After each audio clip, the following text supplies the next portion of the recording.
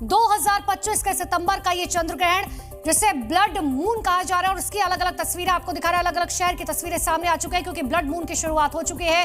गुवाहाटी, कोलकाता, बैंगलोर, चेन्नई, सिर्फ भारत ही नहीं पूरी दुनिया में ये चंद्र ग्रहण देखा जा रहा है। उसका असर भी पूरी दुनिया पर पड़ेगा। देर रात 1:26 पर यह चंद्र ग्रहण खत्म होगा। मेरे सहयोगी गौरव राजगुप्ता मेरे साथ मौजूद है, ज्योतिष आचार्य कृष्ण शर्मा मेरे साथ मौजूद है, और ज्योतिष आचार्य डीपी शास्त्री जी मेरे साथ मौजूद है। हमारे साथ कृष्ण शर्मा अभी जुड़ी हैं। आपका स्वागत है मैम। लेकिन सबसे पहले मैं आपसे यही समझना चाह रही हूँ, खास तौर पर कि देखिए, ये जो चंद्र ग्रहण होता है, धार्मिक मान्यता के अनुसार इसे अशुभ माना जाता है, लेकिन यह भी कहा जाता है कि इस नक्षत्र में जो बच्चे खास तौर पर पैदा होते हैं वो बड़े शुभ माने जाते हैं। ऐसा क्यों? देखिए, इस नक्षत्र में जो बच्चे पैदा होते हैं वो बहुत शुभ माने जाते हैं, मगर बात यह है कि इस नक्षत्र वो भी पितृपक्ष में पड़ रहा है। पितृपक्ष में अगर इस नक्षत्र में कोई बच्चे होते हैं, कई ऐसे नहीं है कि सभी शुभ हो, किसी किसी के नक्षत्र भी अलग अलग होते हैं। देखिए, नक्षत्र है, फिर राशियां हैं, फिर उसके बाद जैसे कि पहले जब हमारा ग्रहण लगा था शतभिक्षा नक्षत्र में लगा था, अब क्या चल रहा है, अब जो है गुरु का नक्षत्र चल रहा है। पहले राहु का नक्षत्र था, अब गुरु का नक्षत्र चल रहा है। तो ऐसे में यहाँ पर कहीं ना कहीं जो है ना अलग अलग प्रभाव लेके आता है। जरूरी नहीं होता कि इस नक्षत्र में पैदा हुआ बच्चा बहुत ज्यादा भाग्यशाली होता है। कई लोग कहते हैं कि अमावस्या तिथि में पैदा हुआ बच्चा बहुत ज्यादा भाग्यशाली होता है। मैं नहीं मानती। कई जगह मैंने ऐसा देखा है, जो बच्चा अमावस्या तिथि पे होता है वो अपने माता पिता के लिए भारी होता है, कहीं ना कहीं किसी के साथ में यानी अशुभता हो जाती है। ये साल का ऐसा ग्रहण है जब पितृपक्ष प्रारंभ हुआ है और जब अंतिम होगा, जब विदाई होगी तब खत्म होगा। और महीने में एक बार में यानी एक महीने में जब 2 ग्रहण पड़ गए हैं, तो कहीं ना कहीं इसका जो प्रभाव है वो देश और दुनिया के लिए हानिकारक होता हुआ नजर आ रहा है। प्राकृतिक आपदाओं को न्योता देता नजर आ रहा है, मगर कई राशियों के लिए अच्छा है, कई राशियों के लिए कहीं ना कहीं दुखदायी होता हुआ नजर आ रहा है। आपने प्राकृतिक आपदा का जिक्र किया। गौरव राजगुप्ता मेरे सहयोगी लगातार मेरे साथ मौजूद है। गौरव, आपने बाकायदा शो भी किया था कि आखिर क्या कुछ होगा 2025 में या 2026 में, आप कुछ कहना भी चाह रहे थे गौरव? बिल्कुल। मैं अभी देखिए, देश के जाने माने ज्योतिषाचार्य हमारे साथ में है, महामंडलेश्वर हमारे साथ में कृष्ण तारा जी भी शास्त्री जुड़े हुए हैं। एक सवाल सबके मन में है, क्योंकि शो किया तो लोग ये भी चर्चा करते हैं कि ज्योतिष जितने भी होते हैं वो डराने वाली बात क्यों करते हैं। क्या सिर्फ इस बुरी घटना है, ग्रहण हर साल आता है, और आपने लेकिन कुछ दर्शक जो अभी जुड़े हो, एक बार आप ये बताइए कि जा रही है, डरना क्यों जरूरी है। दूसरा तरफ ये रहेगा, अब सारे बच्चों की ग्रहण का ये वो है समय ग्रहण का क्या करें और क्या ना बताएं। आप जो लोग अभी हैं वो इसके बाद जरूर। ठीक है गौरव, आपके 2 सवाल है, आपकी थोड़ी सी आवाज ब्रेक हो रही है, लेकिन मेरे साथ 2 मेरे गेस्ट मौजूद हैं, उनसे मैं एक बार फिर से आपका सवाल बता देती हूँ कि देखिए, गौरव का ये सवाल है कि सबसे बड़ी बात है कि ज्योतिष आचार्य हो गए या पंडित हो गए या धर्मगुरु हो गए, वो कहीं ना कहीं चंद्र ग्रहण और सूर्य ग्रहण को लेकर ऐसी बातें करते हैं कि लोगों के अंदर डर आ जाता है। और दूसरा सवाल ये है कि क्योंकि अब ब्लड मून की शुरुआत हो चुकी है, तो ऐसे में क्या करें और क्या ना करें। डीपी शास्त्री जी, पहले आपसे मैं जवाब जानना चाह रही हूँ। देखिए, सावधानी रखना है, डरने की बात नहीं है, सावधानी रखना है। ग्रहण कभी शुभ नहीं होता है। इसमें 4 को जो राजा बना रहा है, उसमें एरीज, टॉरस, विर्गो और सैजिटेरियस, उसको लिए भी तो चुना गया है। देखिए, उसमें ना अच्छा करेगा। शान ये रखनी है, असत्य ना बोले, धर्म का पालन करें, विचार को शुद्धि करें और अपने जीवन में ग्रस्त से दूर रहें। बच्चों के प्रति सकारात्मक रवैया अपनाएं, माता पिता के प्रति आदर भाव प्रेम समझ के पिता परमात्मा को करें। गीता, रामायण, मानस ग्रंथ मंत्रों के जप करें, नारायण के स्तुति करें, शिव की उपासना करें, हनुमत देवता को ध्यान करें। आप किसमें श्रद्धा है, भक्ति है, उसको 2 मिनट, 5 मिनट, 1 घड़ी, आधी घड़ी, आधी में पुण्यात करें, उससे ठीक रहेगा। जो मैं आया कि गलत चीज कुछ नहीं करना है, वो प्रकृति के साथ, घर के साथ, किसी के जीवन के साथ नहीं करना है। ये आपके लिए सबसे बड़ी बचाव है। सकारात्मक सोच रखना है ग्रहण काल में। और जो लोग मंत्र करते हैं या मंत्र के जप करके साथ करते हैं, हवन यज्ञ करके उसको प्रज्वलित करते हुए आग डाल करके अपने शक्ति को ऊर्जा संचार करते हैं, इस ग्रहण काल में मंत्र सिद्ध हो जाता है, जो आगे सकारात्मक कार्य करने के लिए हुआ है। कोई भी तंत्र मंत्र किसी को अच्छा करने के लिए होता है। ये पॉजिटिव थिंकिंग ही आपको नकारात्मक सोच से बचा के जाएगा। जी बिल्कुल शास्त्री जी, मैं लौट रही हूँ आपके पास। कृष्णा शर्मा भी मेरे साथ लगातार मौजूद है, लेकिन उससे पहले अलग अलग ये जो तस्वीरें सामने आ रही है दर्शकों को दिखानी बहुत जरूरी है। अलग अलग शहर, दिल्ली, लखनऊ, बैंगलोर, रांची, गुवाहाटी, चेन्नई, ये वो तमाम मेट्रो सिटीज जहां पर देखिए किस तरीके से आज चांद पूरी तरीके से ढक चुका है। इसका इंतजार कई सालों बाद जो है आखिरकार ये ऐसा चंद्र ग्रहण देखने को मिल रहा है। कृष्णा शर्मा जी, देखिए डीबी शास्त्री जी ने ये तो बता दिया कि क्या करना चाहिए, लेकिन आप मुझे समझाइए दर्शकों को, क्योंकि हर कोई ये जानना चाहता है कि हम क्या ना करें। जो हम बचपन से सुनते आ रहे हैं, खाना नहीं खाना चाहिए, सोना नहीं चाहिए, खासतौर पर प्रेग्नेंट वुमेन जो है उन्हें बहुत ध्यान रखना चाहिए, लेकिन क्या ना करें? देखिए क्या नहीं करें, इसके लिए यहाँ बता दें, जैसे कई लोग होते हैं, जरूरी नहीं है कि आप उसी तरह समय खाएं, ग्रहण के समय खाएं। आप जो है पहले भी सूतक में मैंने बोला है, आप पानी में तुलसी डाल के आप जो है खा सकते हैं, मगर जो है मांस मदिरा का सेवन बिल्कुल ना करें। और इसके साथ ही अगर आप शादीशुदा हैं तो आपस में जो संबंध इस समय ना बनाएं, क्योंकि ये जो संबंध बनता है उस समय की जो संतान होती है वो बेहद खतरनाक होती है, यानी कि अशुभता लेके आती है यहाँ पर। और इसके अलावा जो है अपने घर में कोई भी, जैसे कि गर्भवती महिलाओं की बात है, या फिर कोई भी ऐसे है कि आपने काटने का काम जो है, जलाने का, सिलने का, ये काम नहीं करना। आपने सिर्फ मात्र जो है अपने मैनिफेस्टो जो है, अपना जो भी आपकी जो इच्छा है वो इस समय यदि आप बोलेंगे तो ब्रह्मांड में ये सारी चीजें जाती हैं, आपकी इच्छाएं पूरी होती हैं। अभी मैं आपसे बात करने से पहले, जब अभी जुड़ने से पहले मैंने पूजा की है, हवन किया है। मैं मंत्र का जिक्र करने वाली थी कृष्णा जी, आपको ये मंत्र जाप लगातार कर रही थी, आप कौन से मंत्र का जाप कर रहे थे, या दर्शकों को बताएंगे कि कौन से मंत्र का जाप करना चाहिए खासतौर पर चंद्र ग्रहण के दौरान? देखिए पूर्णमासी का समय है, इस समय जो है ओम चंद्रशेखराय नमः, यानी कि भगवान शिव के मस्तक पे जो चंद्रदेव विराजमान है, आप उनके मंत्रों का जाप करें। भगवान शिव से बड़ा कोई नहीं, तो भगवान शिव के मंत्रों का जाप करें। मैं किसका कर रही थी, देखिए आज के समय में बहुत सारी चीजें होती है।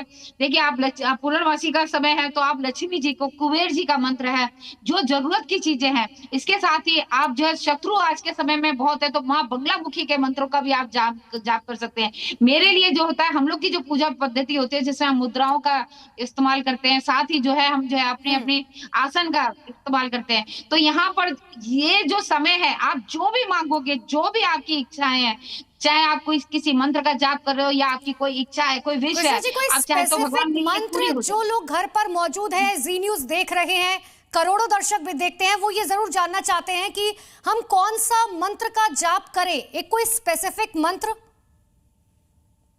जी बिल्कुल, आप जो है अगर कोई स्पेशल कोई एक मंत्र करना चाहते हैं तो उसके लिए एक तो जो है महामृत्युंजय का अगर आप कर लेते हैं, ओम नमः शिवाय, ओम नमः शिवाय, इसका कर सकते हैं।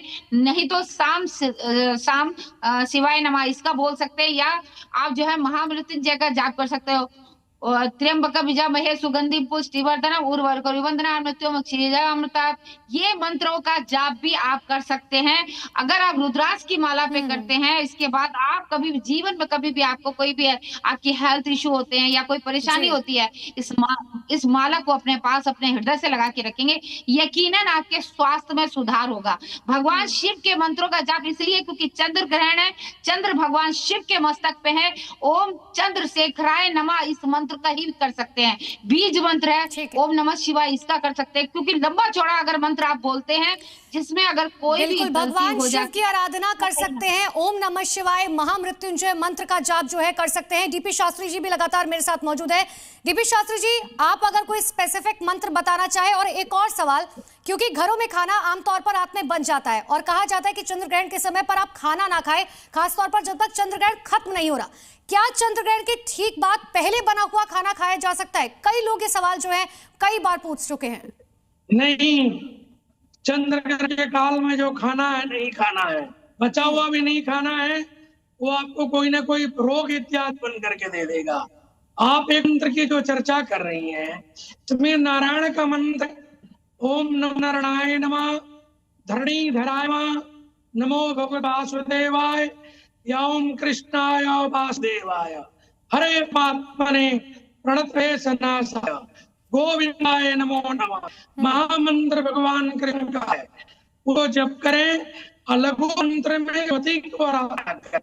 ओम मैं क्लीं क्लीं चामुंडाई विचे, ओम मैं क्लीं क्लीं चामुंडाई विचे। त्रिशक्तियां हैं, त्रिदेव शक्ति का एक मूल मंत्र है। आपके कवच के रूप में शरीर को, धन को, परिवार को, राष्ट्र को, समाज को रक्षा करता है। भगवती दुआ है, किला को रक्षा करती है।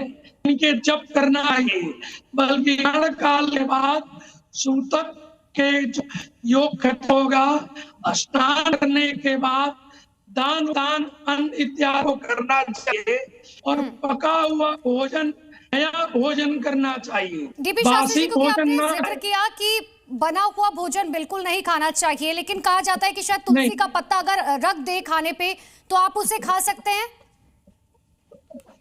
देखिए, कुशा रखने का विधान है। कुशा ग्रहण की नकारात्मक चीज दूर होते हैं। लोग तुलसी के पत्ता नहीं ले लेते हैं, बल्कि सनातन पद्धति में कुशा के भाग को लिया गया, गर्भाग इत्यादि, या कुशा को ऐसा शुभ समान है जो पका नहीं।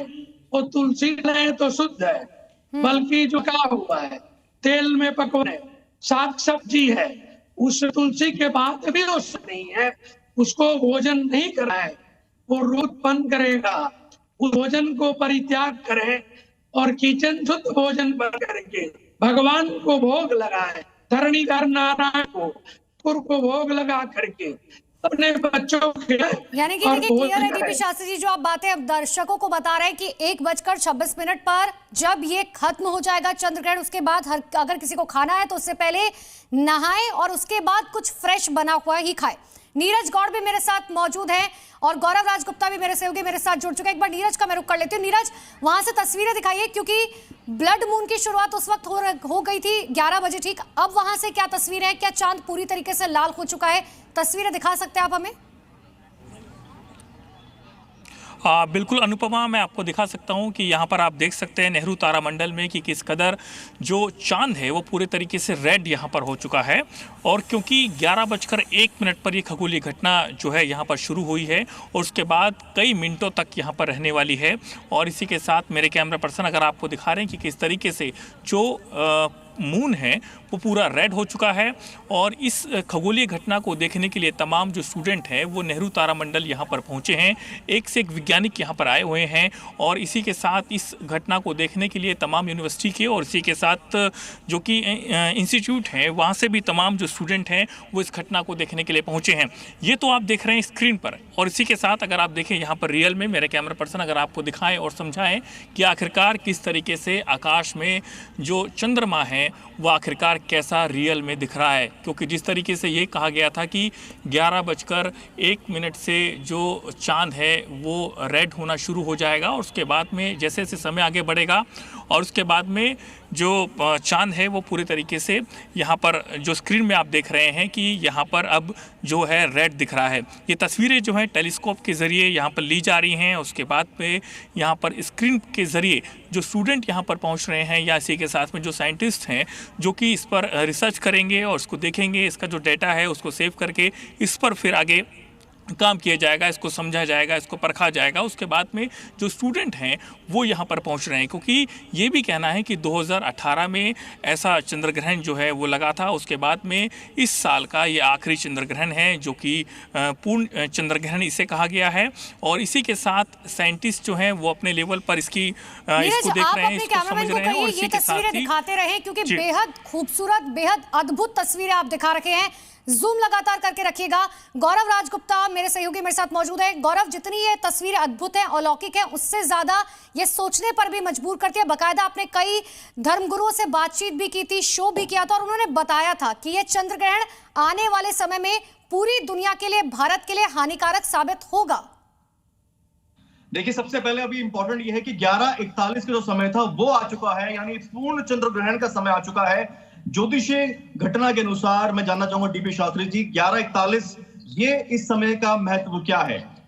ये ग्रहण, क्या ग्रहण नहीं करना है उस पर चर्चा हो गई, लेकिन क्या ग्रहण कर सकते हैं उस पर भी चर्चा हमारे शो में हुई थी, जिसमें आपने कहा था भक्ति बलती कर सकते हैं।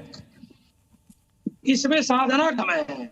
आप परमात्मा ध्यान करके मन तुष्टि कर सकते हैं। लेकिन किन राशियों के लिए काफी चुनौती कर है? सकते हैं। सबसे ज्यादा किन राशियों के लिए चुनौतीपूर्ण समय अब, और इसका इफेक्ट आपने कहा था 15 दिन तक रहने वाला है, वो कौन सी राशि है? उस पर चर्चा कर लेते हैं जल्दी से। देखिए, मैं आपको बता दूं, कुंभ राशि, मकर राशि जो है, वृश्चिक राशि, कर्क राशि, ये 4 राशियों का प्रभाव सबसे ज्यादा है। उसके बाद से मिथुन राशि, सिंह राशि, तुला राशि और मीन राशि का जो प्रभाव है उससे कम है। मेष राशि, वृष राशि, कन्या राशि, धनु राशि, ये 4 राशि को राजा बनाएगा। राजा इन द सेंस धन या वैभव की प्राप्ति भी, कार्य की होगी, न्यायालय में विजय होगी, नौकरी पद की प्राप्ति भी, धन के प्रति होगी। इस कड़ी के इस राशि को संपन्न होंगे। ये चलिए, ये तो हो गई जातकों की बात जिनकी राशियां हैं। कृष्ण तारा जी से मैं पूछना चाहूंगा, कृष्ण तारा जी, अगर हम आपदाओं की बात करें, अभी वो समय हमने देखा जिस समय सबसे ज्यादा आपदाएं आई हैं, चाहे वो जल से आने वाली आपदा हो, भूकंप से आने वाली आपदा हो, या हवा से, यानी जो आसमानी जो आफतें आई हैं, बादल फटने की घटनाएं बहुत ज्यादा देखी गई हैं। क्या ये चंद्र ग्रहण की वजह से हुआ है? 500 साल का जो ये विनाश काल बना है, जो ये महासंयोग बना, या यूं कहें कि महादोष बना,